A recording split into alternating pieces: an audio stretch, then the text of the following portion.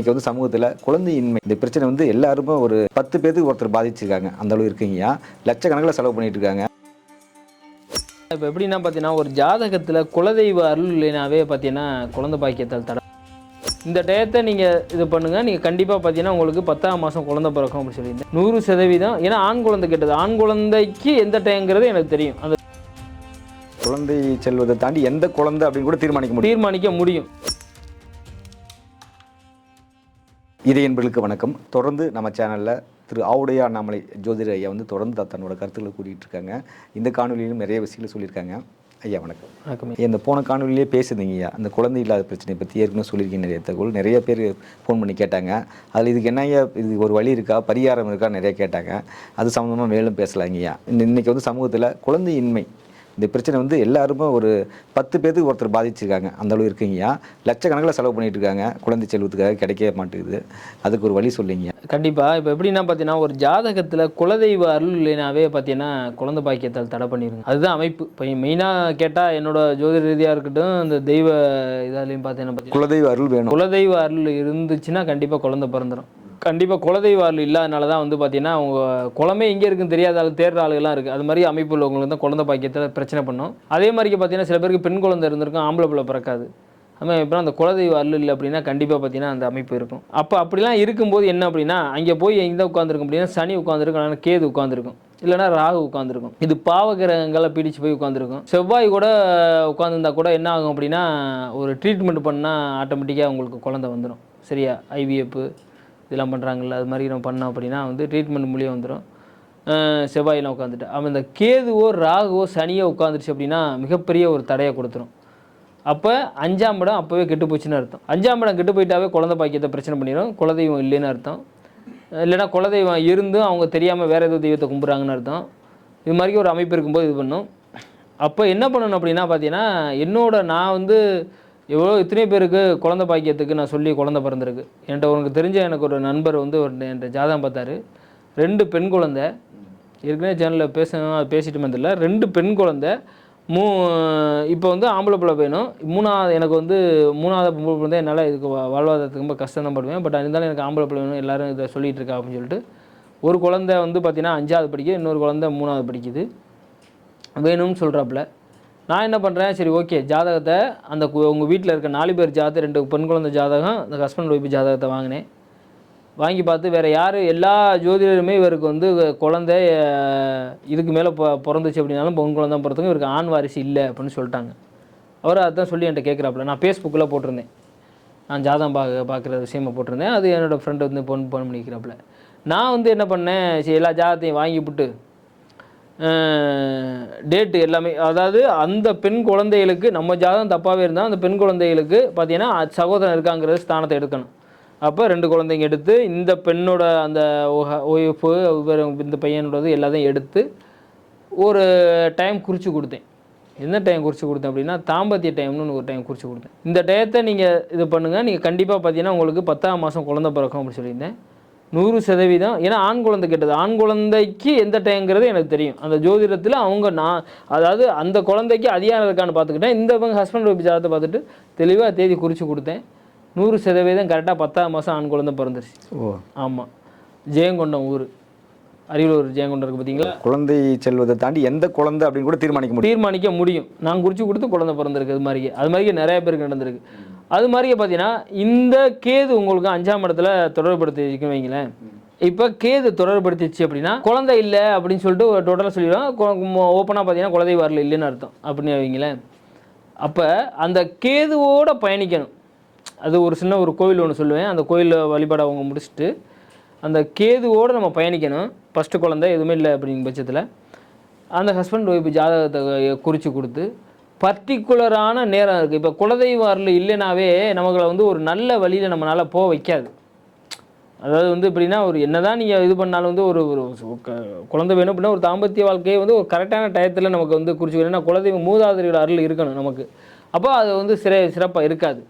அப்போங்கிற பட்சத்துலலாம் பார்த்தீங்கன்னா அந்த பர்டிகுலர் டயத்தை குறித்து கொடுப்பேன். ஏதுவோ ராகுவோ சனியை தொடர்படுத்தும் போது அதுக்குள்ளே என்ன நட்சத்திரத்தில் இருக்குது, அது எத்தனை டிகிரிக்குள்ளே மற்ற கிரகத்தோட இது இணைஞ்சி வச்சிருக்கு, நவாம்சத்தில் எங்கே இருக்குது 2 பேருக்கும் அப்படின்னு சொல்லி ஒரு சில குறிப்பிட்ட இதை குறித்து கொடுத்து, அது இரவா பகலா இந்த இதெல்லாம் இருக்குது, இந்த தாம்பத்திய சட்டத்தில் எல்லாம் குடிச்சு கொடுத்து பண்ணணும். அப்படின்னா அது என்ன குழந்தை வேணுமோ அந்த குழந்தை பிறக்கும். அவங்களுக்கு என்ன குழந்தை ஃபஸ்ட்டு குழந்தை வேணுமா, நீங்கள் அதெல்லாம் இது ஒன்றே எல்லாமே ஜோதிடத்தில் கண்டுபிடிக்கலாம். 100% அதில் எல்லாமே கண்டுபிடிக்க முடியும். அது என்ன வேணுமோ குடிச்சு கொடுத்து குழந்தை பிறந்திருக்கு. 10 வருஷம் சென்றவங்களுக்கு குழந்தை பிறந்திருக்கு. வைத்தியம் மாதிரி ட்ரீட்மெண்ட்லாம் 10 வருஷம் இத்தனை மாதிரி ட்ரீட்மெண்ட் பண்ணிப்பா. குழந்தையிலான வெறுத்து போன ஆளுகள்னா எனக்கு தெரிஞ்ச என்ற ஒரு பையன் வேலை பார்த்தான். சிவில் இன்ஜினியர் நம்மகிட்ட பில்டிங் கட்டி கன்ஸ்ட்ரக்ஷன் பண்ணிட்டு இருக்கும்போது ஒருத்தர் வேலை பார்த்தான். அவள் அக்கா குழந்தை இல்லாமல் இருந்துச்சு, கோயம்புத்தூரில் இருக்காங்க. பார்த்து ட்ரீட்மெண்ட்டை பார்த்து வெறுத்துட்டா. 12 வருஷம் அது குழந்தை இல்லாமல் இருக்காங்க. வயிற்று மேலே பார்த்து எல்லாம் பண்ணி நல்ல வசதி, பொருளாதாரத்தில் நல்ல வசதியில் இருக்காங்க. பண்ணிட்டு நம்மகிட்ட பார்த்தாங்க. பார்த்துட்டு இந்த விஷயத்தை தெளிவாக சொன்னேன். அதாவது குலதெய்வ அருள் இல்லை.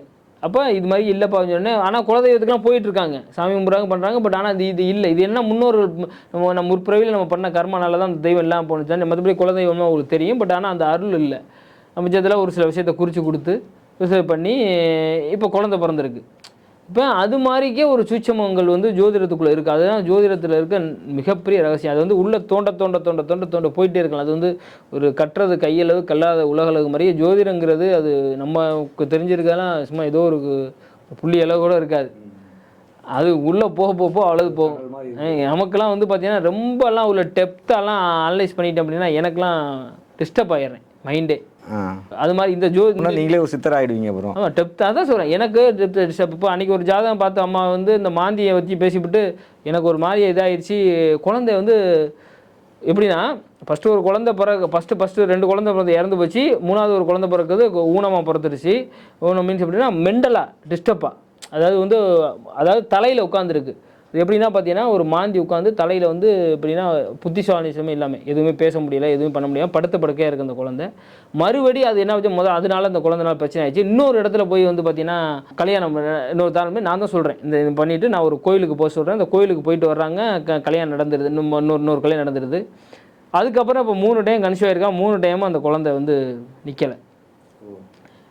அதுக்கப்புறம் இந்த அண்ணன் சொல்லி தான் நமக்கு கல்யாணமே நடந்துச்சு.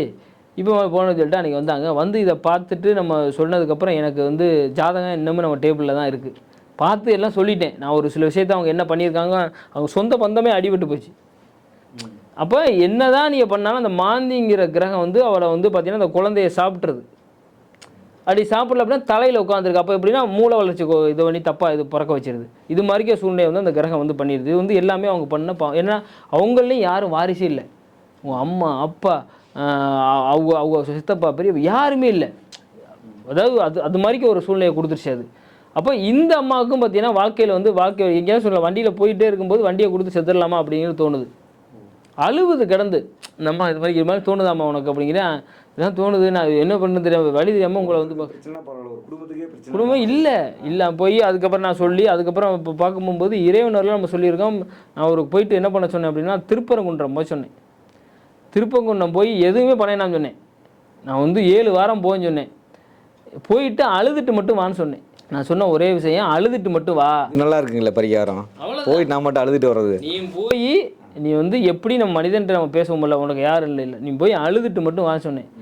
கரெக்டாக எல்லாரும் கல்யாணம் நடந்துருச்சு. கல்யாணம் நீ இப்போ அழுதுட்டு மட்டும் அழுதுன்னு சொன்னிச்சு. அதே மாதிரியே வாரம் போன அழுவுறதே மிகச்சிறந்த ஒரு ஹீலிங் தான். உள்ள இருக்க நெகட்டிவ் எல்லாம் வெளியில் போயிடும். ஆமாம் திருப்பரங்குன்றத்தில் போய் திருப்பரங்குன்றத்தில் போய் இங்கேருந்து போய் அவ்வளோ தூரம் போயிட்டு அது போயிட்டு மொத்தம் 7 வாரம் இது பண்ணிட்டு வா, உனக்கு கரெக்டாக கல்யாணம் நடந்துச்சு. இப்போ குழந்தைக்கு இது மாதிரி அபசம் ஆகிட்டு இருந்தோடனே அதுக்கப்புறம் நம்ம யாவும் போகுது. அதுக்கப்புறம் ஒரு சில கோயிலுக்கு போக சொல்லியிருக்கேன். கோயில்னால் எனக்கு இப்போ சடனாக எனக்கு அந்த இப்போ கோயில் எல்லாருமே அங்கேயே சொல்கிறாங்க. அதை தாண்டி அது வேறு. நான் ஜோதிடமாக நான் கிரகம் உண்மையிலே ஜாதகத்தை பார்த்து சென்ட்ரலாக சொல்கிறதுனால எந்த யூஸுமே கிடையாது. பார்த்து அதுக்குள்ளே எந்த கோயிலுக்கு போகணுங்கிறது நான் சொல்லுவேன். வாழ்வியல் பரிகாரமாக இருக்கட்டும், எந்த கோயிலுக்கு போகணும் என்னங்கிறது அதில் ரொம்ப நேரம் நான் டெப்த்தாக எடுப்பேன். ஒரு ஜாதகம் பேசுகிறதுக்கு முன்னாடியே ஒரு அரை மணி நேரத்துக்கு முன்னாடி அனலைஸ் பண்ணிட்டு தான் நான் பேச ஆரம்பிப்பேன். அப்போ அது மாதிரியே நம்ம பார்த்து இப்போ சொல்லிவிட்டு ஜாதகத்தை வச்சுட்டு நீ போயிட்டு வா. அப்புறம் அந்த ஒரு பிணத்துக்கு ஒரு சில விஷயம் செய்ய சொல்லியிருக்கேன். அதாவது அனாதை பிணங்களுக்கு பண்ணிவிட்டு வா. அதுக்கப்புறம் உனக்கு நான் சொல்கிறேம்மா அப்படின்னு சொல்லியிருக்கேன். இப்போ குறிச்சு தரேன் சொல்லி அனுப்பியிருக்கேன். ஏன்னா இந்த பாதத்தை வச்சுக்கிட்டு திருப்பி எப்படி அதை கர்மா கழிக்கணும் ஃபஸ்ட்டு. இல்லை அப்படின்னா தொடரும். இது மேற்கொண்டு அது சாதாரணமாக விடாது. அதை தாண்டி அந்த இப்போ 2வது மறுபடி கல்யாணம் பண்ணவருக்கு பார்த்தீங்கன்னா குலதெய்வரில் பயங்கரமாக இருக்குது. அது வந்து தப்பாக அந்த குழந்தைய பிறக்க வைக்காமல் அதை வந்து எடுத்துக்கிட்டே இருக்குது அந்த கணவரோட சாதத்துக்கு. அவர் வாயிலே சொல்கிறாராம், உனக்கு நிற்கும், நீ பண்ண பாவத்தினால தான் இது இப்படி போயிட்டுருக்கும், நீங்கள் பண்ண பாவத்தினால அப்படி அவர் வாயிலே அவர் சொல்கிறார். ஏன்னா அவருக்கு அந்த குலதெய்வ அருள் இருக்குது. அதனால் அவர் அதை சொல்லுன்னு சொல்லி அதுவும் அழுவுது. சொல்லிவிட்டு இப்போ போயிட்டு வாமான்னு சொல்லி இப்போ அனுப்பி விட்ருக்கேன். இப்போ ஒரு 4 நாளைக்கு முன்னாடி பார்த்தேன், அது நம்ம ஊரில். குளம் தலைக்கு இன்னும் குலதெய்வ அருள் வேணுங்கிறாங்க. குழந்தை வரத்துக்கும் நீங்கள் குலதெய்வத்தை தான் வணங்க சொல்கிறீங்க. இப்போ சில பேர் வந்து குலதெய்வமே கண்டுபிடிக்க முடியல, யாருன்னு தெரியல. அவங்களுக்கு தெரிஞ்ச தெய்வத்தை வழிபடலாம். இப்போ குலதெய்வத்தை கண்டுபிடிக்கிறது என்ன பண்ணலாங்கய்யா? ஒன்றும் இல்லையா, ஒரு வெத்தலை தீபத்தில் நம்ம நிலவாசப்படி இருக்குது பார்த்தீங்களா, மஞ்சள் குங்குமம்லாம் வச்சுட்டு வெத்தலை தீபத்தில் அகல் தீபம் போட்டு ஒரு 48 நாள் ஒரு மண்டலம் நீங்கள் வச்சு பூஜை பண்ணுங்கள். சாயந்தரம் பண்ணணும். பண்ணிவிட்டு இது மாதிரி விரதத்தை வச்சு சாமி போட்டு இது பண்ணிவிட்டு இது பண்ணுங்கள். 48 நாளுக்குள்ளே உங்களுக்கு கனவில் வந்து என்ன அது ஆந்தையமா பெந்தையமோ உங்கள் கனவில் வந்து ஆட்டோமேட்டிக்காக உணர்த்தி அது அந்த திசை நோக்கி உங்களை பயணிக்க வைக்கும். அது பெண் தான் பண்ணணும். யாருக்கு இதுவும் அந்த பெண் பண்ணணும். வீட்டு பெண் பண்ணணும். தலை வாசல். ஏன்னா குலதெய்வம் நம்ம வீட்டுக்குள்ளே வரணும். வீட்டுக்குள்ளே வந்தால் தான் அந்த தெய்வ சக்தி வரும். அது மாதிரி பண்ணாங்க அப்படின்னா கண்டிப்பாக வந்து அந்த ஒரு அமைப்பு இருக்குது. நிச்சயமாங்கய்யா. இன்றைக்கி குழந்தை இல்லாததுக்கு அவ்வளோ மக்கள் போராடிட்டு இருக்காங்க, பிரச்சனையாக இருக்காங்க. நிறைய பெண்கள் கண்ணீர் வடிச்சிட்டு இருக்காங்க. அவங்களுக்கெல்லாம் இது மிகச்சிறந்த தீர்வாக இருக்கும். இப்போ அது சார்ந்து எல்லாருக்குமே குழந்தை இருக்குமே, அது எந்த கிரகம் தான் இருக்கும். அதுக்கு சார்ந்த விஷயம் ஒரு சில அந்த அதை எதனாலன்னா ஏதோ ஒரு கர்மா பண்ணதுனால தான் இந்த வாரிசு இல்லாமல் உங்களுக்கு தடைப்பட்டுருக்கு தெரியுதா. அந்த கர்மாவை சரி பண்ணணும். இது கலியுகத்துலாம் இருக்கும், ஒன்றும் பிரச்சனை இல்லை. கழிச்சிட்டா குழந்தை பிறந்துடும். அதை கழிக்கிறதுக்கு ஒரு சில வழிகள் இருக்குது. அதை செஞ்சுட்டு இருந்தாங்கன்னா கண்டிப்பாக குழந்தை பிறந்துக்கும். இது நான் 10 வருஷம் சர்வீஸில் நான் பார்த்து அனலைஸ் பண்ண விஷயத்தை தான் நான் இப்போ சொல்கிறேன்.